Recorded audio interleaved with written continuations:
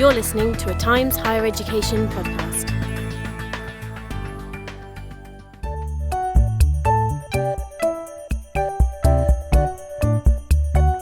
Hello, welcome to the Campus podcast with me, Miranda Prynne, editor of Campus. We are delving into the complex world of academic publishing this week. This is a system fraught with controversy that is widely criticised, and yet one that even now holds the key to academic success or failure. Despite calls for change, most in universities acknowledge that a culture of publish or perish still dominates in many corners of academia. And while the basic premise of researchers getting their work out there into the world to be read, analysed and developed further by other scholars is a good one, with the huge pressure to publish comes inevitable problems. The big commercial publishers are regularly condemned as exploitative. The integrity of more and more papers is being called into question, with retractions soaring.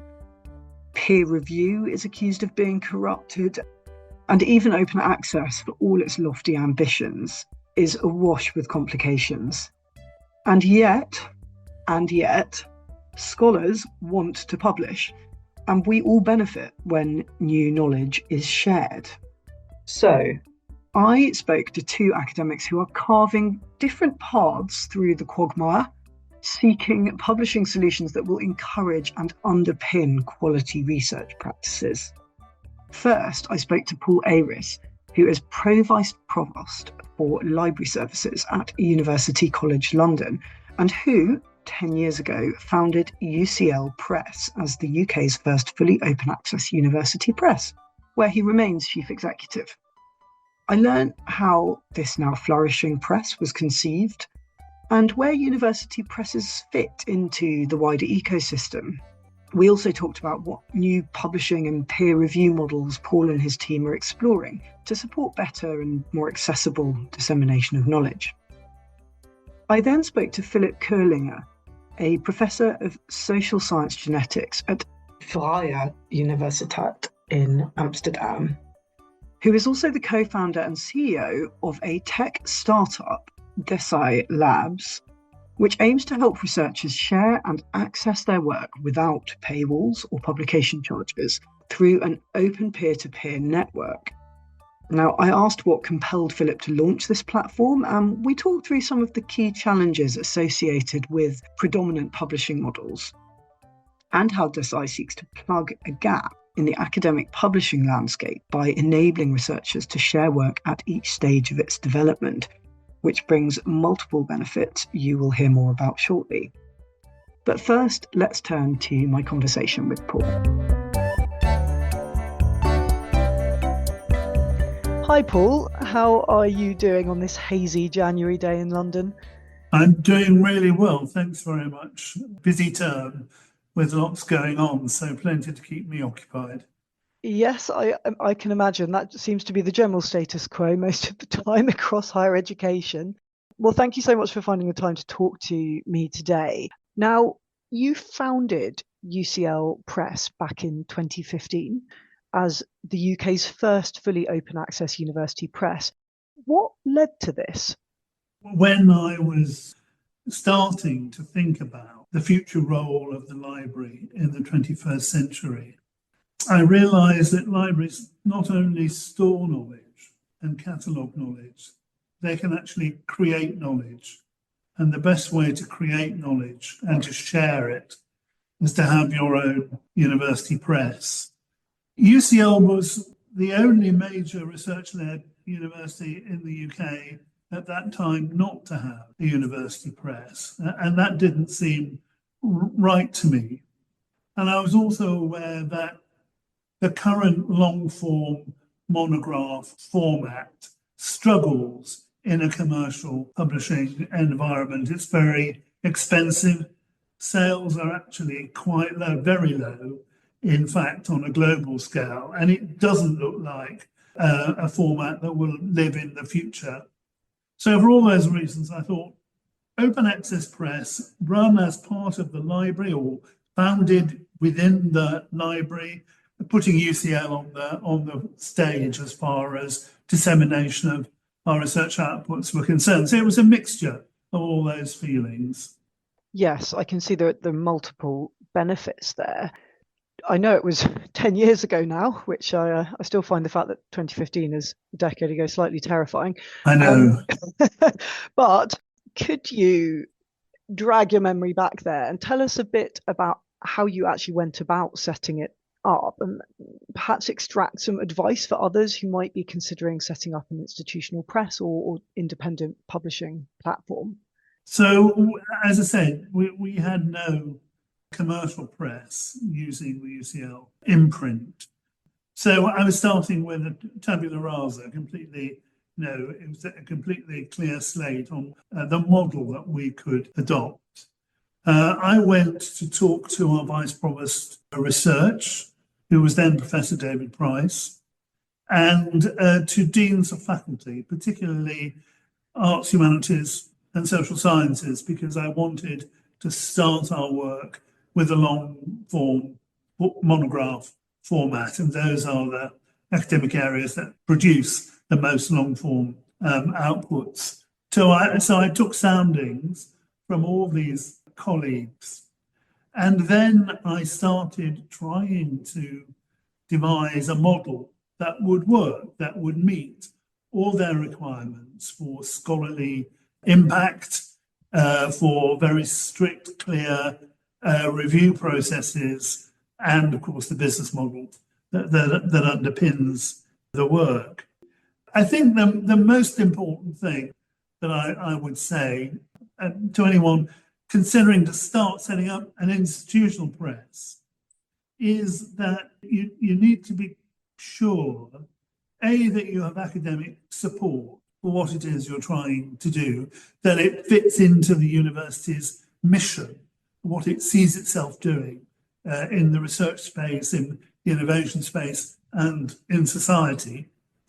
And second, that you have the right investment and the ongoing budget to fund the activity. Otherwise, it's going to fold after a year, 18 months, and nobody wants that. So you've got to plan for the long term and make sure that the academic support and the funding to fund the infrastructure are in place. That makes sense. And you say your initial focus was on monographs and therefore the disciplines that were more focused on that. But since then, UCL Press now publishes journals, books across multiple disciplines. That very much ties in with what you say, really. I mean, that's a representation of UCL as a university more broadly and its interests.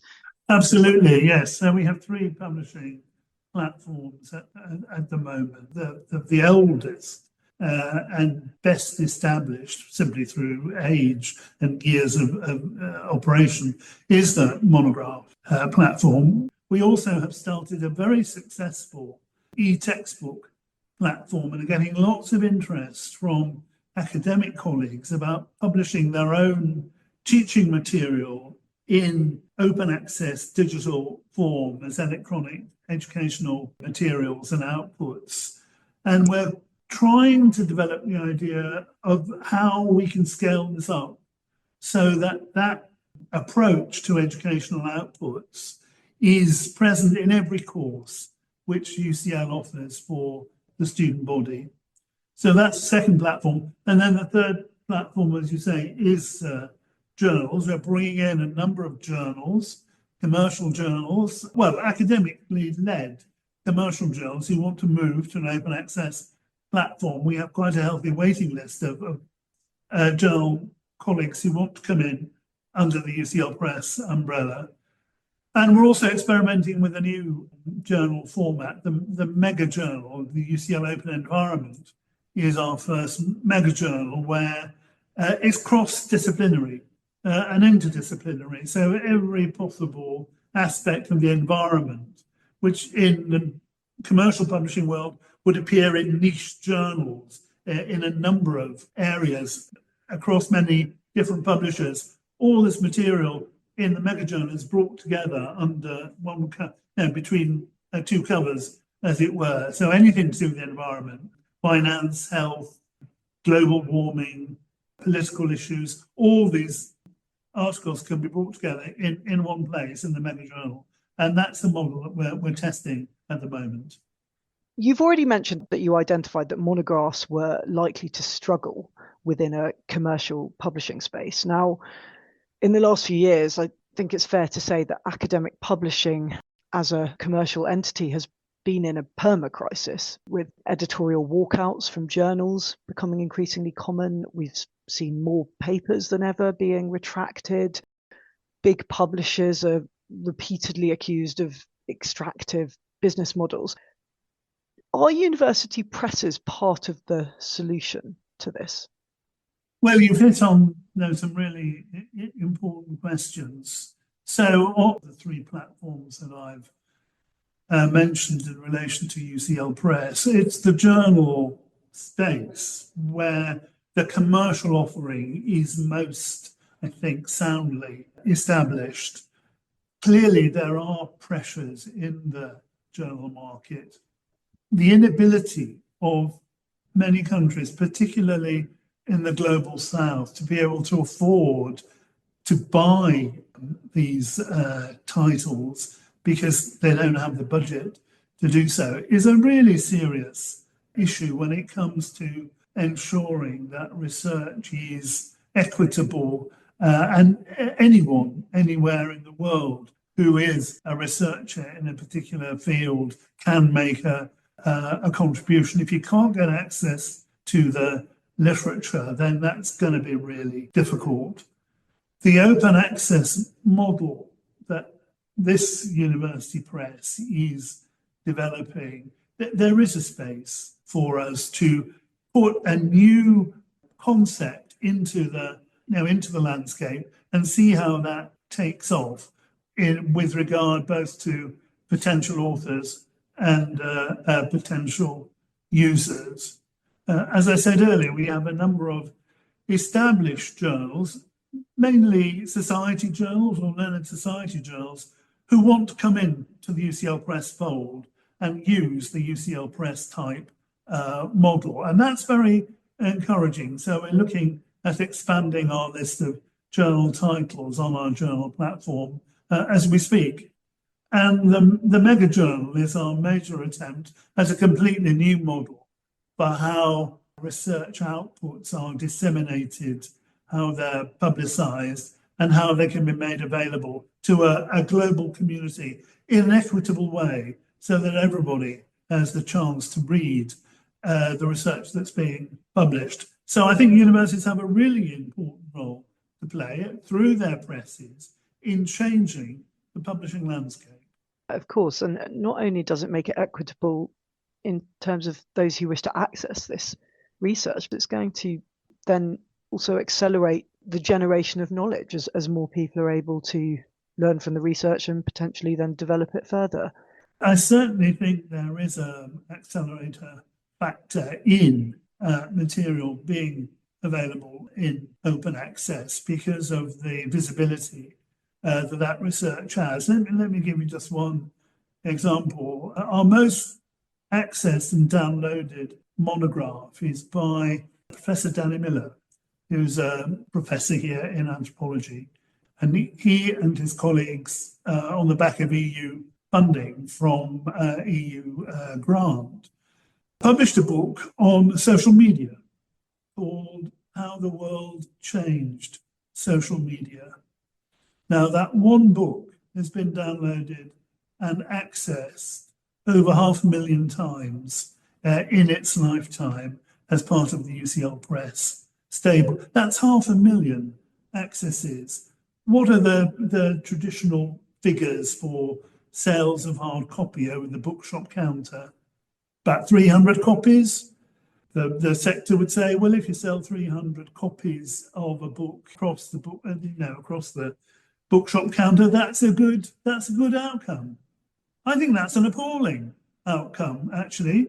And when you look at what open access can do to accelerate the dissemination of knowledge, to make it available to a wider population, there are all kinds of opportunities that open access delivers that the current model, the conventional commercial model isn't able to address.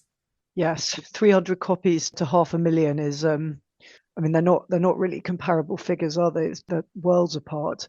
And the interesting thing is, Miranda, we still sell hard copy. So the default form for the monograph is to access it free of charge as an open access output digitally from a number of platforms around the world where we store our outputs.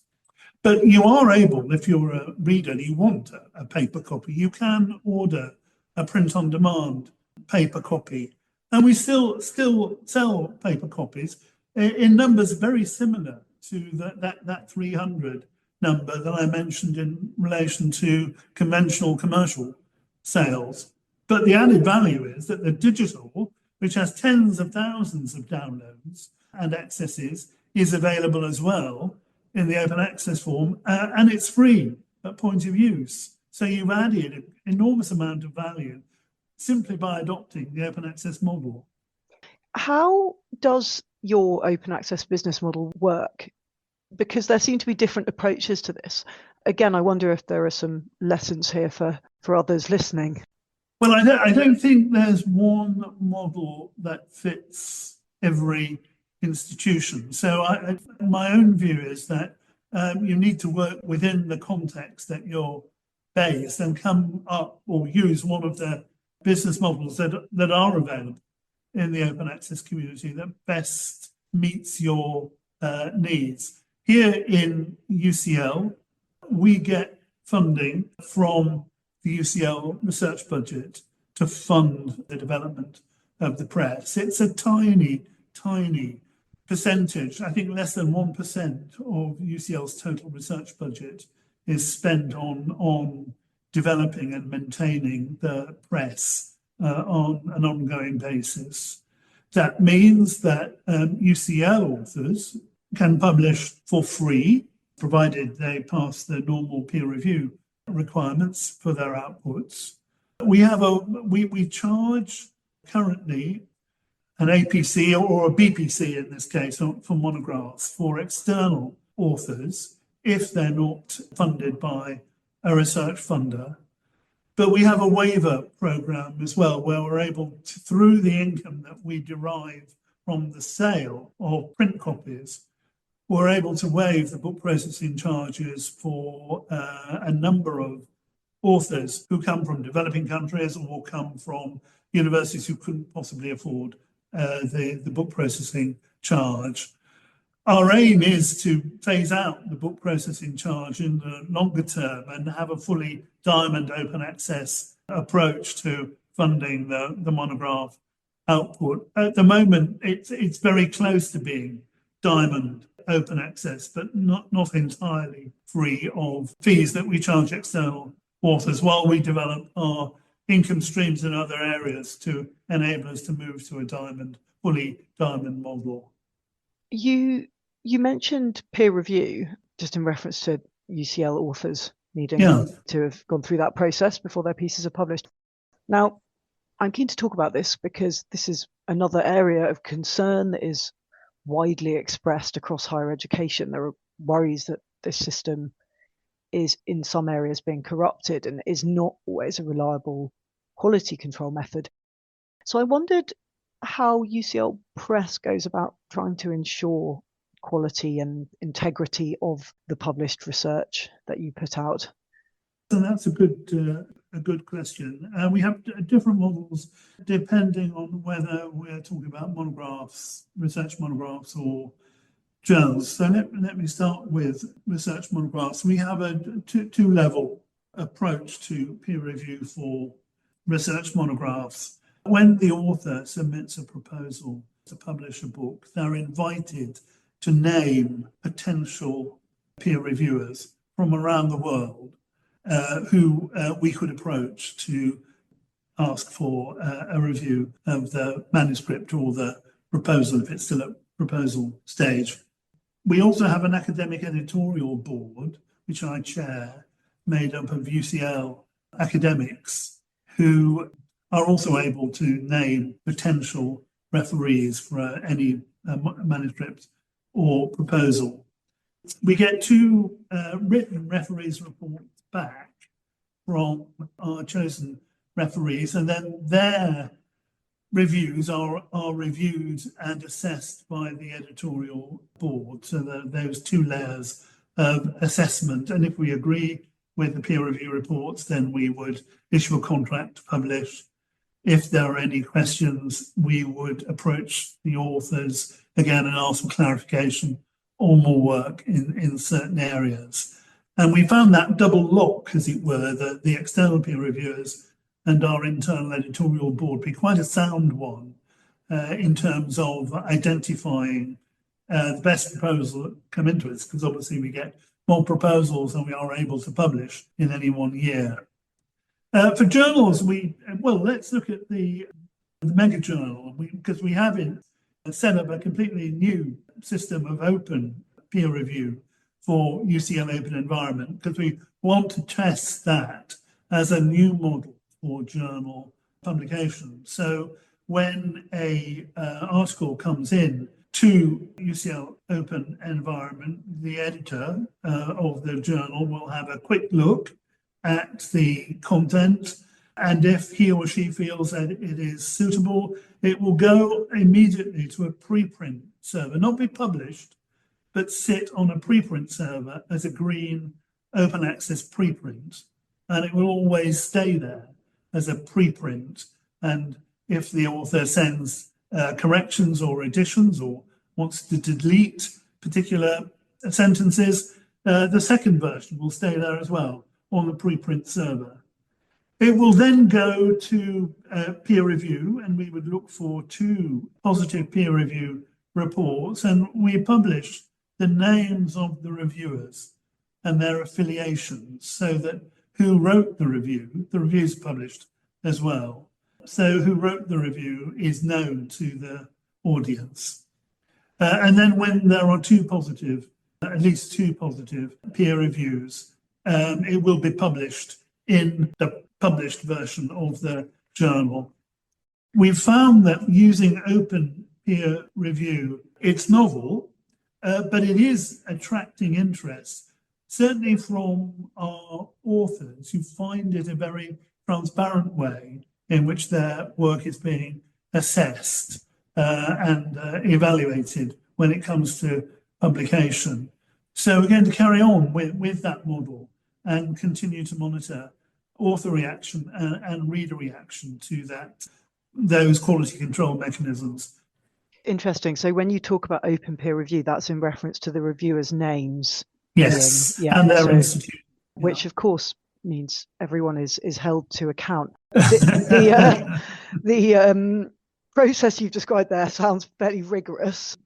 I was really clear, and my academic colleagues who form the editorial board here for our monographs were absolutely clear right from the start that we would not sacrifice any of the quality control aspects of peer review, and that peer review actually was essential to the successful operation of the press as an open access press. And if I'm honest, I think I can say that it has been incredibly influential in helping the press to be as successful as it is, both respected academically and visible numerically in terms of downloads and accesses to its published output. This is I realise, a broader issue, but do you think that the problems that we are seeing in terms of certain papers not standing up to such rigorous checks, or worries around a lack of reproducibility, and certainly in the scientific communities, is it ultimately the academic incentives that encourage or put a huge pressure on individuals to keep publishing that are the root cause here? Yeah, I think there is a culture. It's to do with the research culture, and certainly in the UK, probably in Europe, and indeed further afield in North America and in China, there is enormous expectation that researchers will publish. And it is still still pretty much a publish or perish syndrome, and that drives publishing processes and practices and can lead to unfortunate outcomes, such as the ones some of the ones you outlined. If you're not fully transparent about your methodology and how you reached your conclusions, if your data is not publicly available for scrutiny and not there to be reproduced to check on the validity of your assumptions, that in an open science environment, those are seen as bad practices.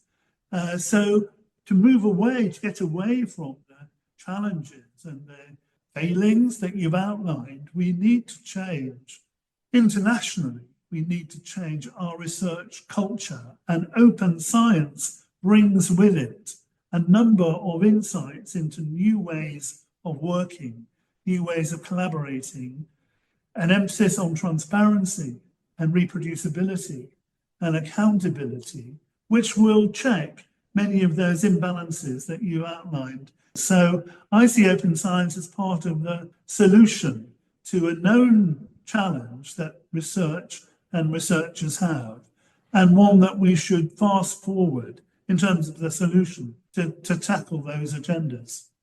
Yes, and it's important, the point you made, that this needs to be done internationally. Moving on, no one can ignore the impact of AI, specifically Gen AI, on higher education across the board, really, but certainly on publishing. I wondered how the UCL Press team as a whole is approaching this and managing the risks, but also arguably opportunities it offers. Well, as a press, we're working with other presses, commercial presses and open access presses around the world to look at a number of issues which we all share as publishers.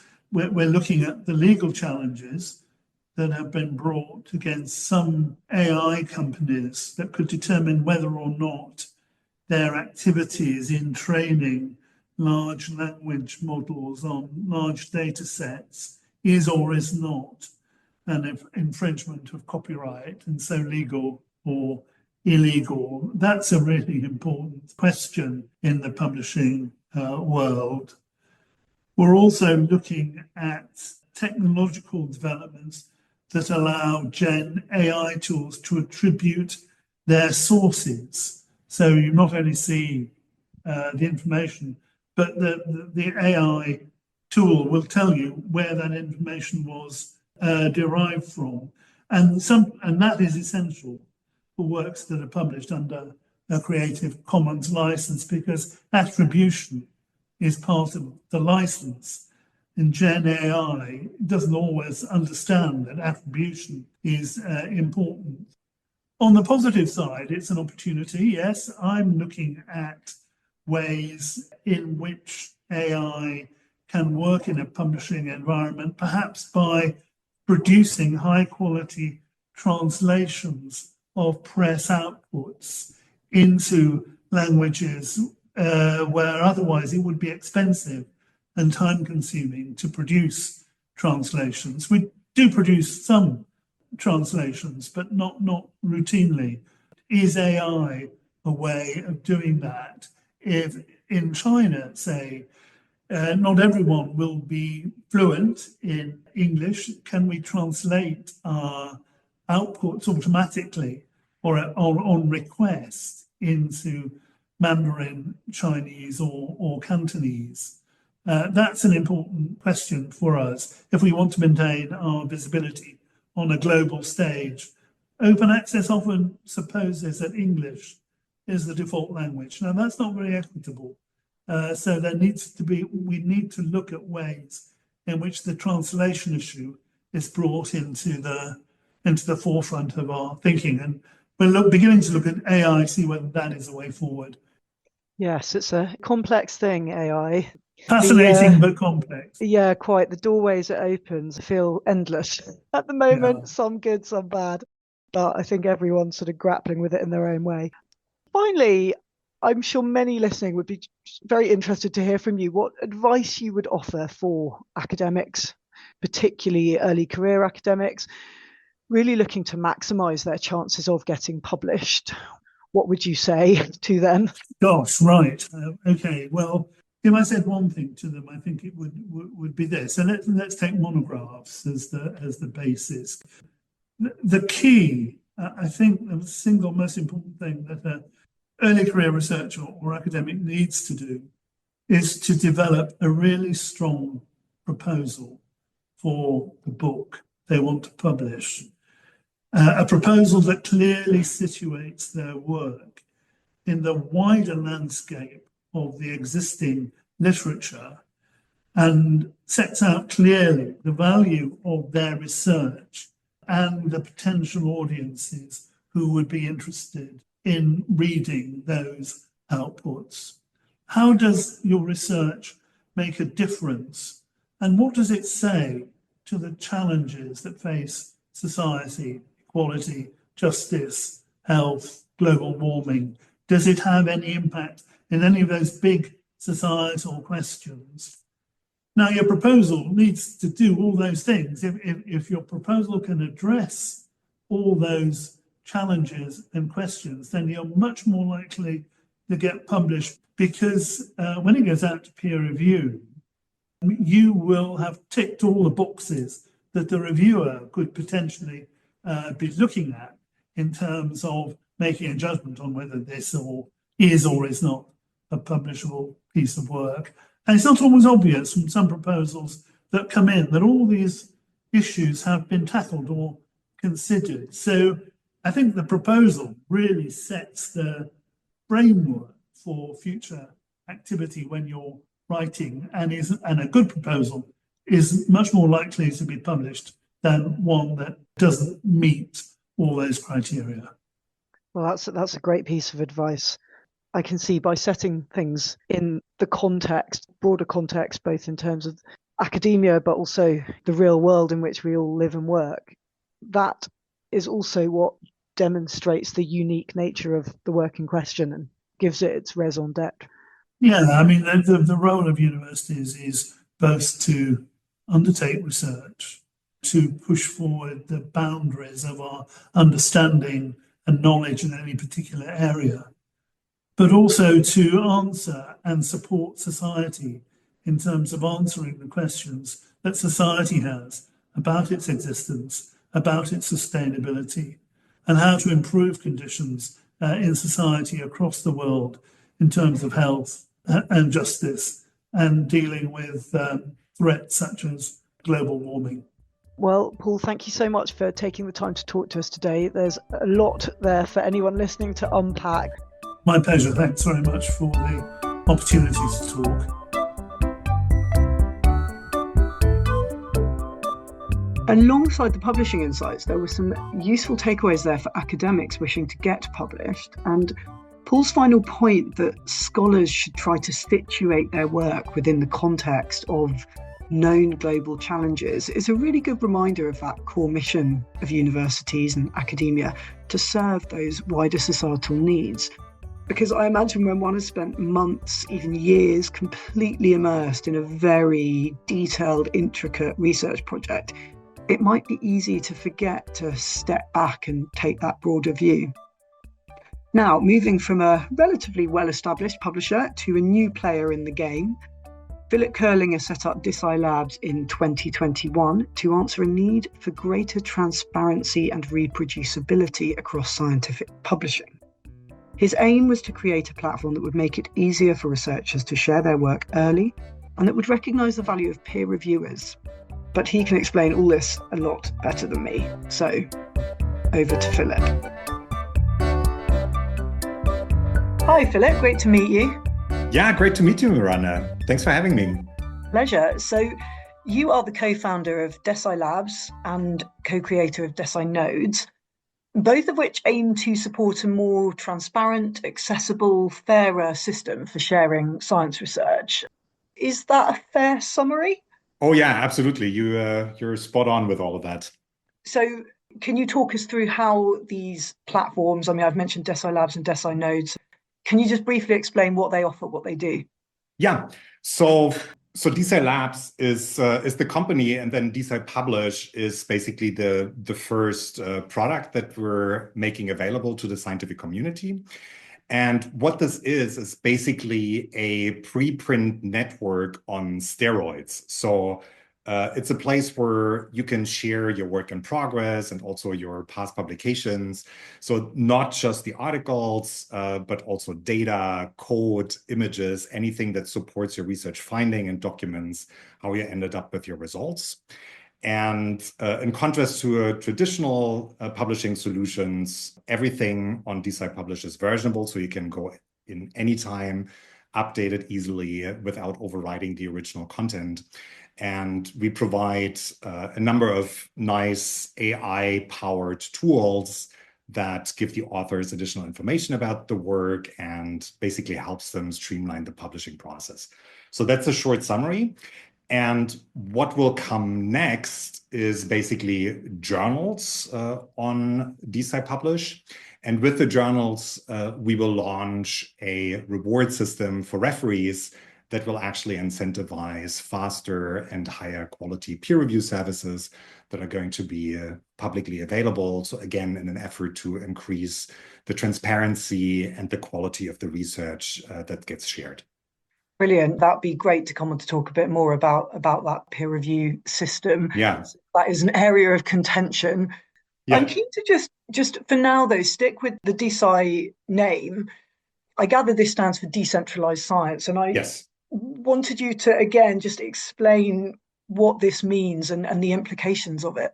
Yeah, so you're right. So decentralized science basically uses a variety of peer-to-peer technologies, such as blockchains, but also more broadly open source software that can be used on peer-to-peer networks in an attempt to make research more open, more collaborative, and more accessible, with the goal to accelerate scientific progress. And there is a number of projects out there that are tackling basically different parts of the problems sphere that we have in science. So there are several projects out there that focus on specific diseases or specific problems where a scientific solution is needed. They often emphasize new funding models to actually fund the research that is necessary to make progress. And then you have solutions such as Research Hub and what we're building at DeSci Labs that are more concerned with the publishing aspect of science. Yeah, and it sounds like one of the approaches here is very much that you're focusing on publishing the whole process rather than simply the outcome. Exactly. Okay. Now, I know in your day-to-day, you're also a professor in social science genetics. Yes. So clearly, you have an interest through your academic work in the world of academic publishing and in advancing science. But a lot of people in academia have those interests, and they don't all go on to found R&D tech startups. Yeah. So what led to the founding of this? What spurred it? Yeah, so I mean, this is obviously a longer gestation story that is behind this, but ultimately what happened was that as I started my academic career, I started branching into a number of interdisciplinary research topics. So originally, I was doing research on innovation and entrepreneurship, and then very quickly ended up in a niche of the literature where people were doing candidate gene studies and other biologically informed like study designs. And it was just clear that these studies are statistically completely underpowered, that they're very unlikely to replicate. And yeah, so we tried to replicate many of these results that ended up getting published in very highly cited journals, and where entire books were written about them. And we couldn't replicate any of these results. And we also couldn't find anybody who would be willing to basically publish replication studies that would show that original findings that were based on much smaller sample sizes actually do not replicate. And I think this was sort of like the spark that ultimately led to this growing frustration about many of these practices that we have in science and in scientific publishing. where, very often journals emphasize much more publishing papers that make big claims about novel results, rather than publishing studies that show that earlier results do not replicate. And the result is, of course, that we have many areas of science where scientific progress actually ended up sort of like in a cul-de-sac where, a lot of follow-up work is based on things that are ultimately not true or not robust. And this is slowing down scientific progress. It's sort of like this self-correction mechanism that we need to have in science is clearly not working very well. And I think this was the starting point for me to start thinking about how we could solve that. And it was just a complete coincidence that I went into people that shared the same sentiment and that actually had some ideas about how we could go about this. And the irony of the entire thing is, so as I said, so at the beginning of my scientific career was actually researching why people start businesses, and like from a purely economic perspective. So I'm an economist by training. From a purely economic perspective, it doesn't really seem to make a lot of sense because you end up spending a lot more time, you earn less, you have this huge risk of failure. It's harder to find a job elsewhere after you failed with the business, right? So there's like all these things. And so we were trying to figure out what is going on. And the number one reason seems to be that entrepreneurs are overconfident. And now the irony is that 20 years later, I'm one of these overconfident people. So here we are. Well, at least you'll be doing it with your eyes open. Yeah, absolutely. So, overconfident and self-aware is probably a different thing. I mean, what you've described there about the motivations behind why you wanted to do this and the frustrations you were feeling, what you've described is an incredibly inefficient system, isn't it? Yeah. There's a real parallel one can draw with news and newspapers where they are only interested in a headline grabbing story and not actually perhaps something of real kind of wider public importance that might not just grab people's attention in that same way. So I guess that is one problem that one could point to with the model of a commercial academic publishing sector. But Absolutely. That's not the only issue here. What do you really see as being the main problems with academic publishing? So let me start by saying that, I, just like basically everybody else in the scientific community, am frequently publishing in these traditional journals. And very often I'm very proud when an article finally gets accepted and it appears in these highly prestigious journals. So there is certainly there is a draw, there is an attraction, and they do serve an important need in the scientific ecosystem in terms of offering these services where the content that scientists are producing is getting reviewed and curated by topic and according to particular themes. So I think all of that is valuable. But there is a number of problems that are related both to the technology that is being used and to the business models that are basically driving these companies. So in terms of business models, there is basically only two ways at the moment how you can publish an academic article. So either you put it behind a paywall, which means that you give up the copyrights and the publisher then owns the copyrights. And universities then have to pay enormous subscription fees to get access to the journals where their own scientists published in. And it's problematic for the obvious reason that, these high paywalls where very often you need to pay more than $30 or $50 to get access to just one particular article. This basically locks out the vast majority of mankind from the actual scientific publications. And it also leads to this bizarre situation that sometimes as an author, you don't have access to the paper that you publish because the university doesn't have a subscription to it anymore, right? So this actually happened several times.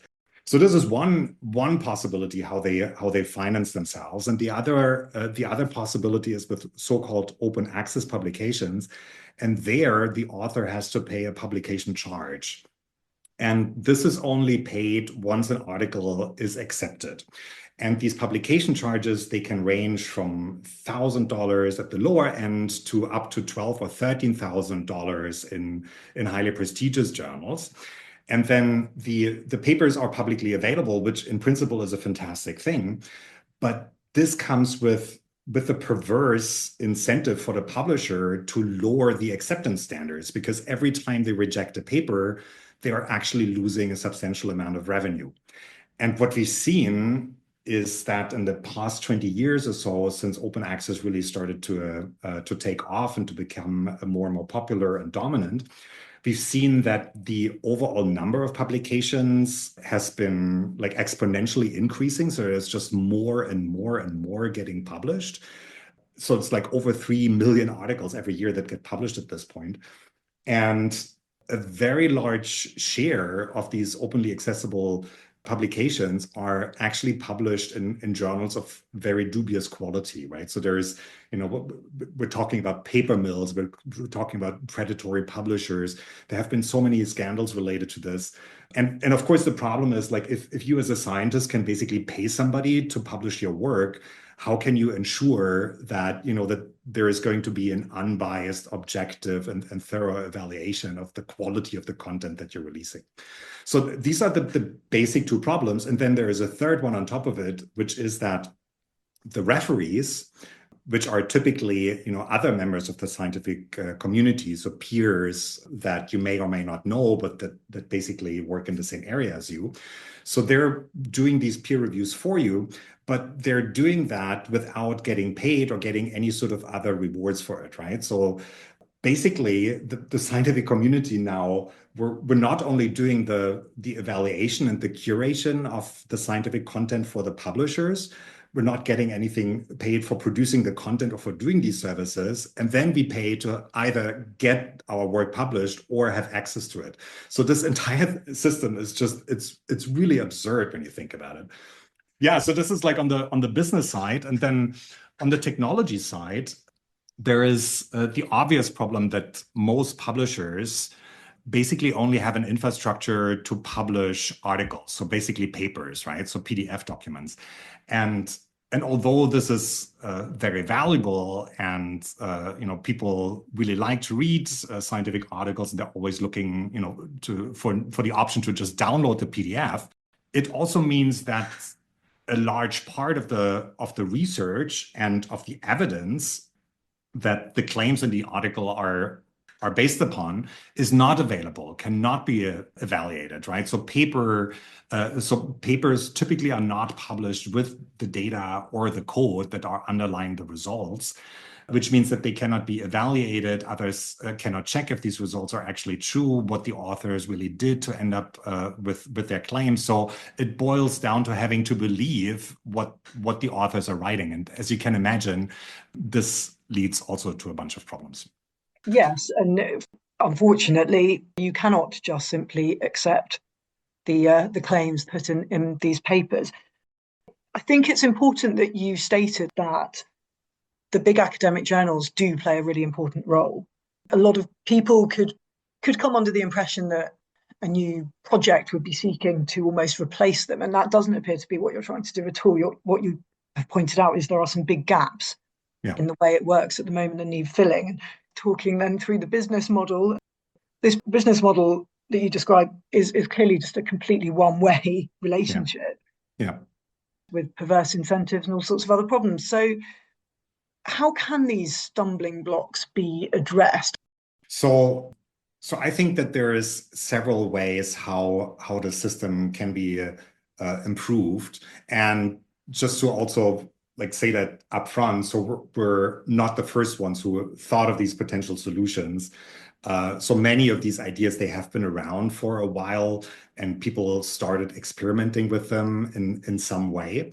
So one of the ideas here is that instead of doing all the research first behind closed doors and then only making the final product, this article, publicly available in one way or another, where also the entire process of how this was evaluated and why it was published or rejected is entirely hidden in a black box. So rather than this, how about if we switch to a model where we're actually working in the open, where we're doing research in the open, and where we do the publication first, and then we do the review and the curation of the publicly available content later.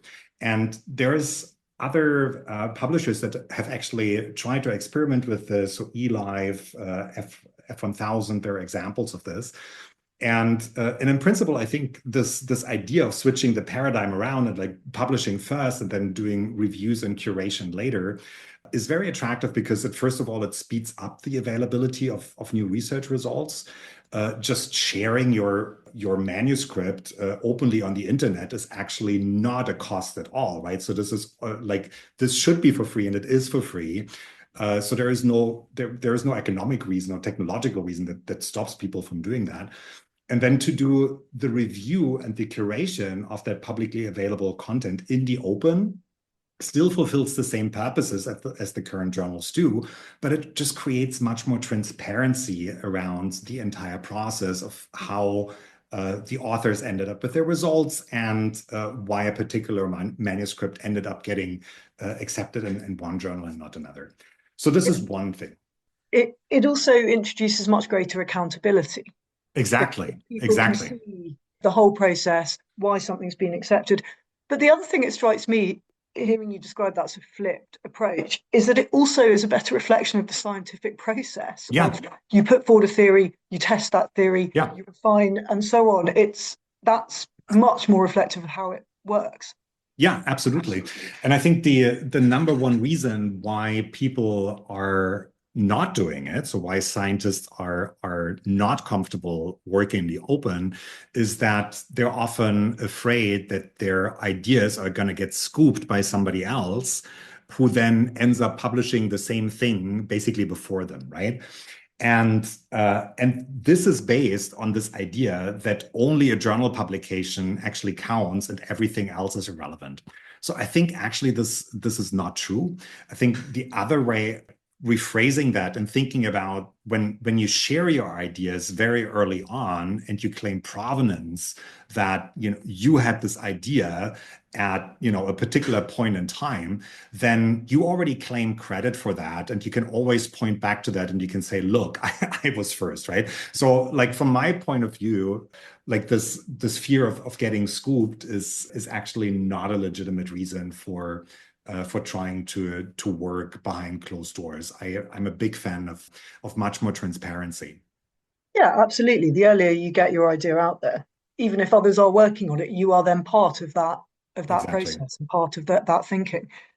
I guess another point of contention among some or among many in academic publishing at the moment is the emergence of Gen AI, and there's a lot of controversy around Gen AI being allowed to access and crawl through huge databases of scientific journals, with authors saying, well, hang on a minute, should this be allowed? Isn't this our work? Isn't this an infringement of intellectual property and so on? What are your thoughts on this? Should these AI tools be able to use the data? Should there be greater accreditation or some sort of two-way reward system that acknowledges the intrinsic value of this stuff? I mean, this is a good question. So honestly, I don't feel qualified to take a stand here in terms of the legal implications of copyright. But as a practitioner, as a scientist, I can tell you that I would much rather work with the help of AI tools than without them. So they offer a lot of possibilities of just speeding up the research process, being more efficient. They help clean up the language when you're writing an article. So when you're using these AI tools, of course, you have to say, like, for which particular reason or for which particular purpose you use them, and just be transparent about it. And as long as you're doing that, I think that's totally okay. But they're very, very powerful in terms of our ability to speed up scientific progress. And I would rather have large language models that are trained on the scientific literature and that take that into account than models that are only trained on Twitter content. Yeah, so the benefits outweigh the negatives from your perspective. And that's a good argument that these things aren't going away. We want them to be well informed. Yeah.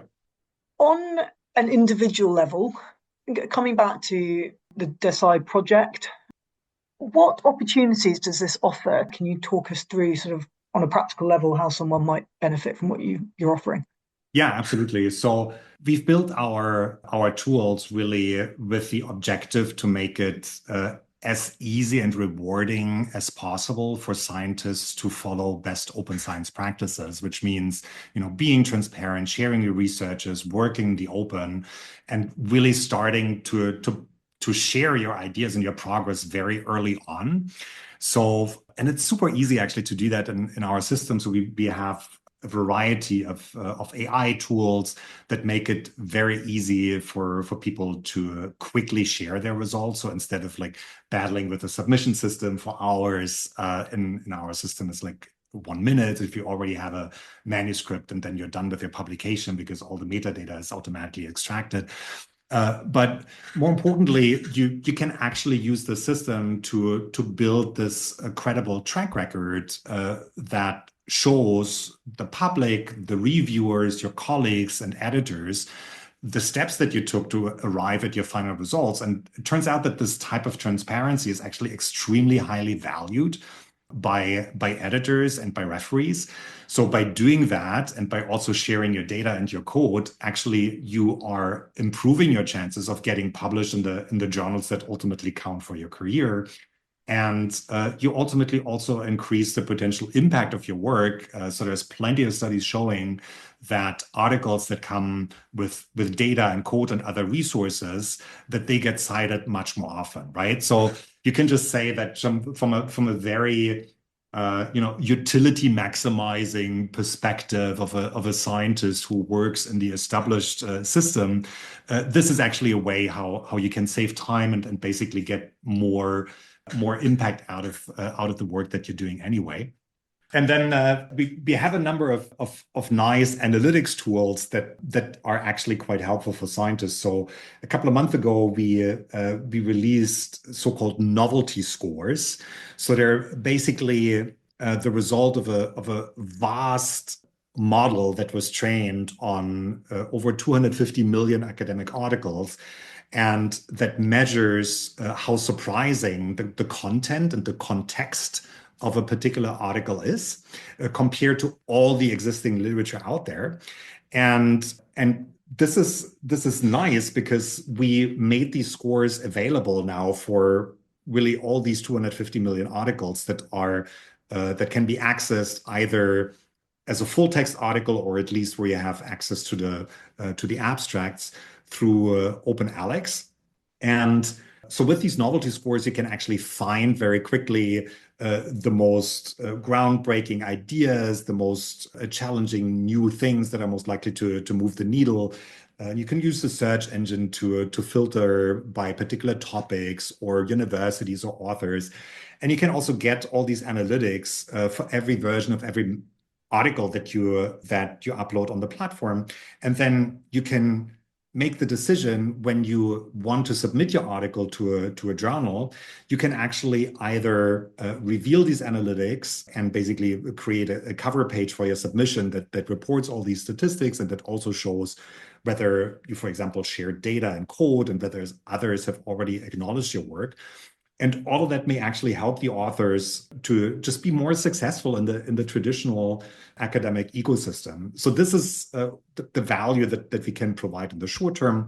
In the long term, we will be able to also enable authors to just get on-demand peer review and to onboard journals into our ecosystem that can then also reward their editors and their reviewers for doing fast and high quality work. And there, again, the idea is making everything much more transparent and then also giving credit to the people that actually do the work. So one thing you've described there, the analytics, it's really helpful, as you say, for then submitting your pieces, writing pitches for academic journals, but for just demonstrating the impact. Yeah. And in helping you get, in a way, more bang for your buck, because you're able to demonstrate impact at each stage of your research rather than just the final bit. Okay, great. Yeah. You mentioned at the start of our conversation, and we've just come back there now, bringing in journals into your system. Is that the next stage that you're working towards at the moment?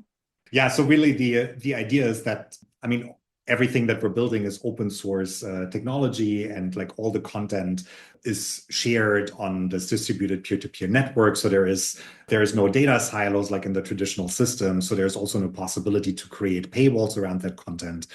And instead, so what we're going to do in our system is what people typically describe as diamond open access. So these are journals that are neither charging authors publication charges, nor do they lock up the content behind paywalls. And they will be able to not only publish papers, but also data and code and all the other artifacts. And then the idea really is that we will have this token reward system that will enable the editors to actually be much more successful in finding referees for evaluating the work that gets submitted to these journals. And then these referees will also have an incentive to actually do much faster and high quality work. So we actually think that the current turnaround times of a journal, which are on average something between 3 to 6 months until you hear back from the journal whether you got rejected or whether you're invited for a resubmission. So this is how long it takes just for the first iteration. So we think that we can probably bring that down to 2 or 3 weeks without sacrificing quality, and instead just creating much more transparency. Wow, that would be very welcome, I think. So essentially, you're providing a tool for the journals to use. Is that the idea? Yeah, exactly. And right.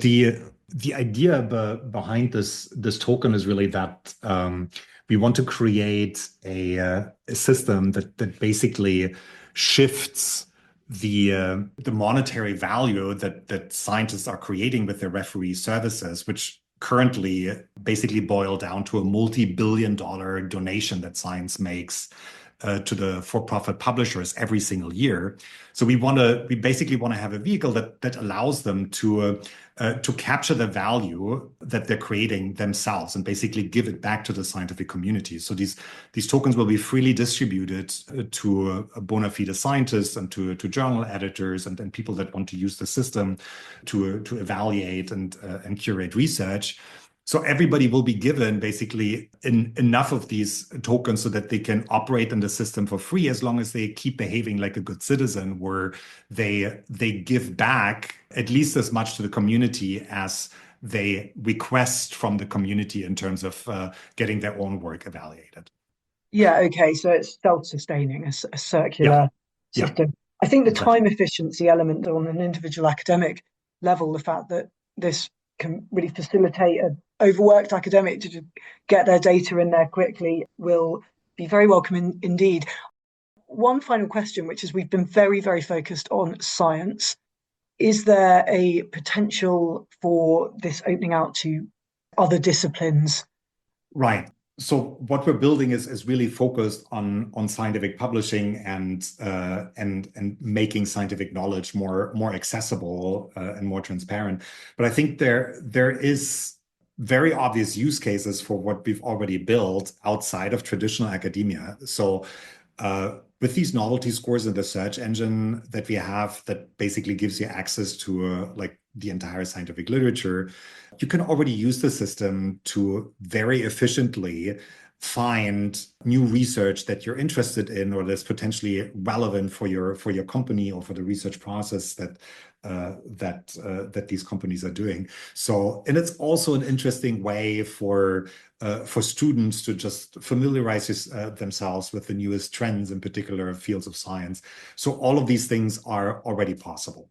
Well, it's an amazing resource, and I think DESI is forging the way probably for many others to potentially try and do similar things, as you say, in other areas. So watch this space. Thanks so much for talking to us today. It's been absolutely fascinating.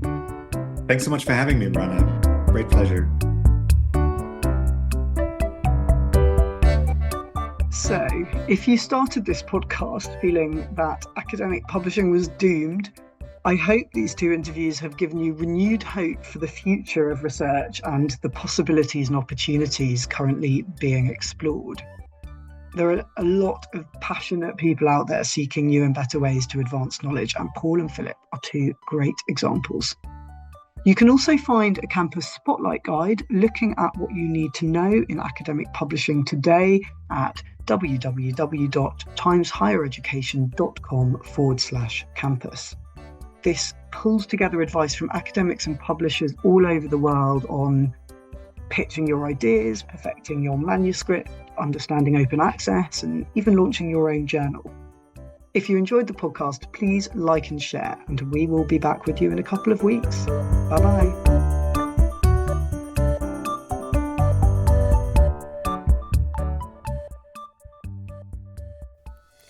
You're listening to a Times Higher Education podcast.